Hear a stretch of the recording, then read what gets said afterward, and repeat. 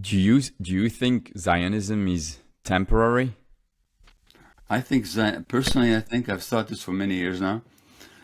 I think Zionism will be looked upon by Jewish history as one of the greatest disasters in Jewish history. Here's the thing. The only reason, like, what is Israel? It's a small little country with 7 million Jews. What do you think gives it its power to dominate the Middle East? The United States, the imperial powers. First Britain and France, and then now the United States. Now, you can make three assumptions about why the United States supports Israel.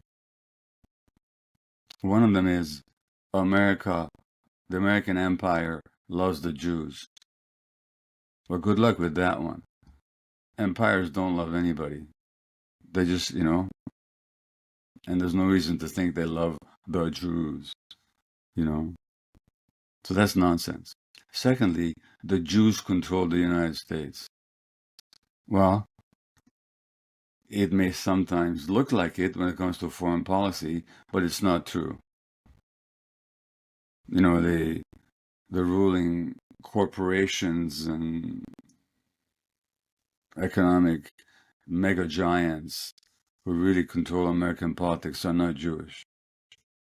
Now, there's a powerful Jewish lobby that contributes to it, but it's not in charge.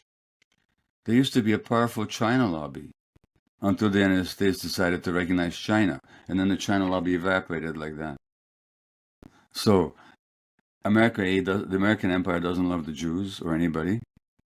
Secondly, the Jews don't control the United States. That leaves a third reason, that it's in the interests of the American empire to support Israel.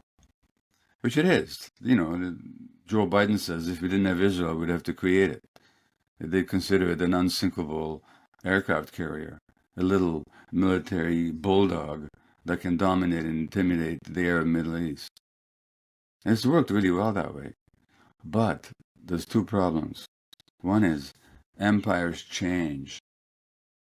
If you want to know what happens to the clients of the American empire when the American empire decides not to participate anymore, then look at what happened to the generals in Vietnam. Or look at what happens to any number of Latin American petty little dictators. So it may not be forever that America declares its interest to ally with Israel. But there's an even more powerful point. Empires don't last forever.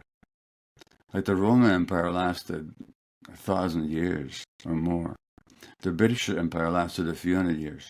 The American Empire, which came into its most powerful position at the end of the Second World War, and after the fall of the Soviet Union, seemed like it was now the permanently dominant entity in the world. It's already in decline.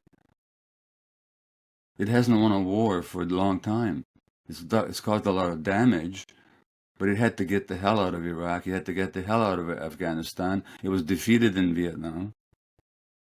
And economically, it's losing its power to China, to India, So it's waning. This empire will not last forever.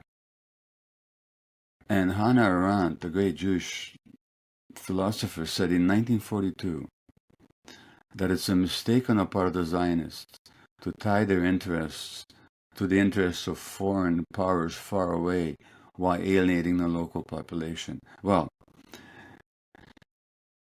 it wasn't a mistake. It's the only way they could have done it. But that's what they've done. What's going to happen to this little country when the American empire, for whatever reason, is no longer there to buttress it up, to fill it with weapons, to flood it with wealth, to support it diplomatically? So the Zionism is going to be seen as a blip in Jewish history.